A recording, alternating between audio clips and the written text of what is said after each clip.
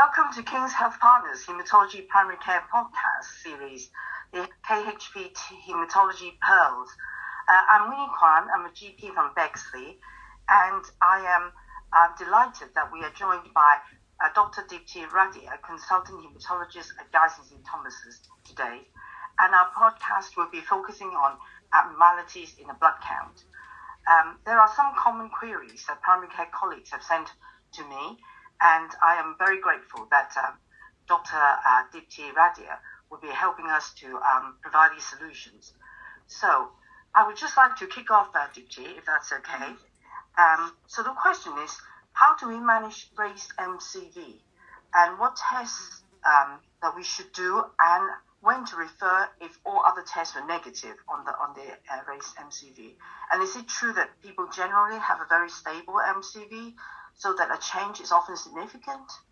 So MCV, Winnie, is such a common referral, both in the A&G and in general. And so a raised MCV can be a lot of different causes. And we say that the standard tests, apart from initially, as we've said with all the patients, you need to take a decent clinical history. Something may have changed.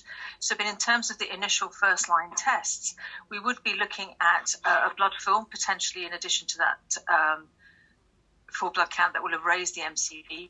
We within the departments have our own alerts to do blood films when they reach particular limits in terms of the MCV. But other basic tests which are really common are checking liver function tests, because liver dysfunction causes a raised MCV. Looking at thyroid function tests, hypothyroidism is a common cause of a raised MCV.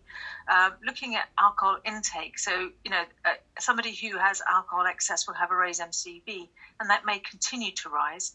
And making sure that actually quite a significant history is taken in terms of any drug changes. Any changes in their medication is really quite important. So what I'll say to my juniors usually is do the full blood count. If the MCV is raised, knowing that the normal parameters are usually between 80 and 100 femtoliters, MCVs fluctuate between all of us. So if they fluctuate, go up and down by from 100 to 102, 103 and come back down again, not to worry. That's what I mean by stable. But if they're increasingly and going up by 5 femtoliters or above 110, there is something that's causing that change in that red cell volume. And again, look at histories. People change their medications. So we know that there are drugs that cause a raised MCV. Have they been started on something recently? Anti-epileptics, has there been a change in their diabetic medication? Have they started hydroxycarbamide or azathioprine or something rheumatologically?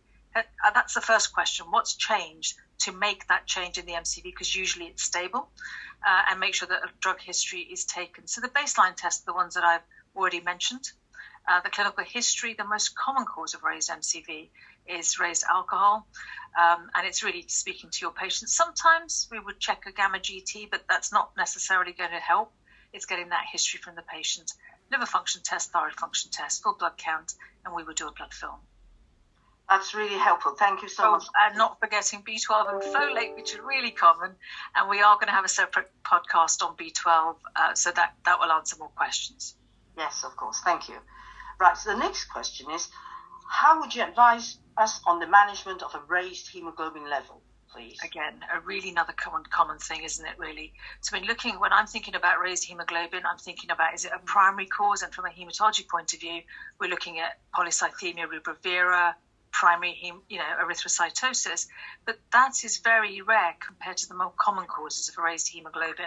So from our perspective, dehydration is a really common cause. So making sure that blood test, patients will come in the morning to have the blood test done, not having drunk all overnight.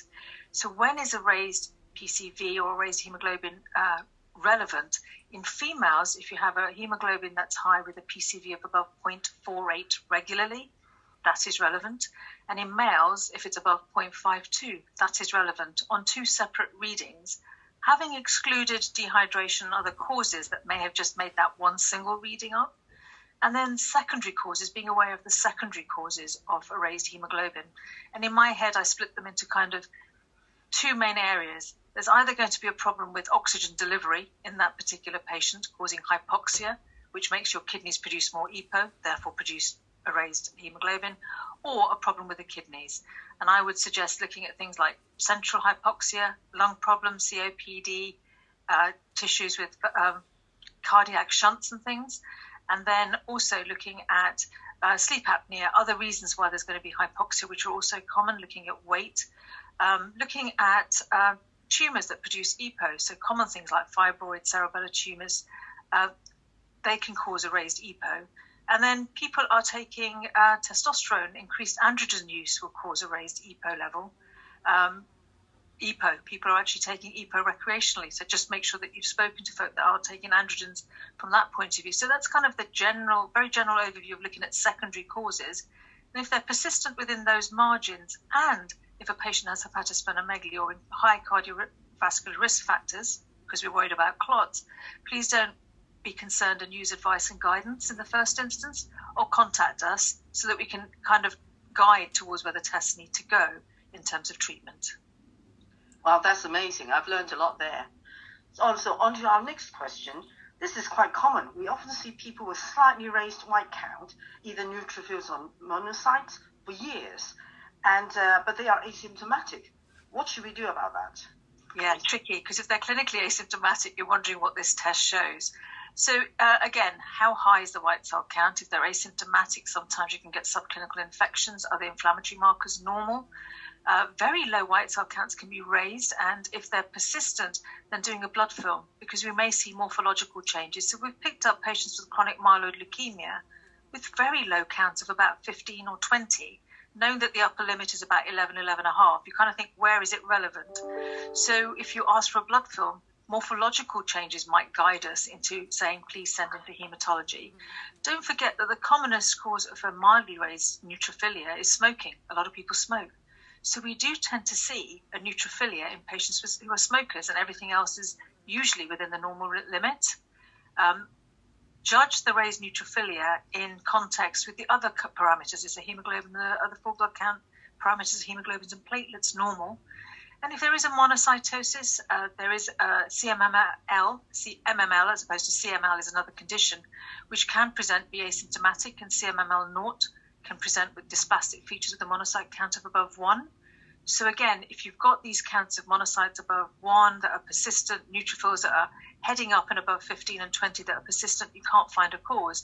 Again, that would be where I would say use advice and guidance, have a conversation, call us, and then we can see whether we need to bring the patients in or advise any further, because these patients are quite common in the way that they present as well. Right, thank you so much. That's so helpful. Right, the last question is on eosinophilia.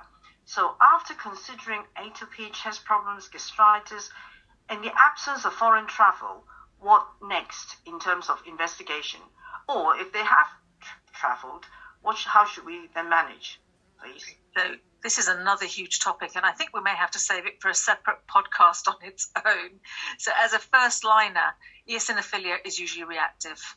Very, very rarely is it clonal and primary hematological, and the most common causes are atopies, GI tract, chest, lung, asthma, dermatological, and travel. In terms of travel, quite commonly it is parasites, so looking at hookworm or even strongyloides, depending on where people come from. So doing a strongyloides ELISA test looking for the antigen is usually helpful, because you can then treat them with ivermectin. And so I think that getting a thorough history is really important. And I think perhaps if we could save this for another podcast, we can go through each different area that can cause an eosinophilia and the thresholds for which sending to haematology, because you can send these patients everywhere. And it's really about having a pathway, isn't it? Will that be okay? Thank you so much, Deepti. There's a lot for us to ponder upon already. Thank you so much. There are kind of little podcasts to help us learn a little bit at each point. So I think as part of this series, this would be number 2. And I'd like to thank you very much for listening. Thank you, Winnie, because the questions are always interesting and we all learn something along the way. Please spread your word to your colleagues by sharing the link. And again, we'd really appreciate it if you would complete the poll to let us know what you thought of this particular podcast. If you have any unanswered questions on this topic, let us know. And if there are topics you'd like to focus in the future, we're very much looking forward to developing this Haematology Primary Care podcast series with your input. So let us know if you'd like to be involved in any future episodes.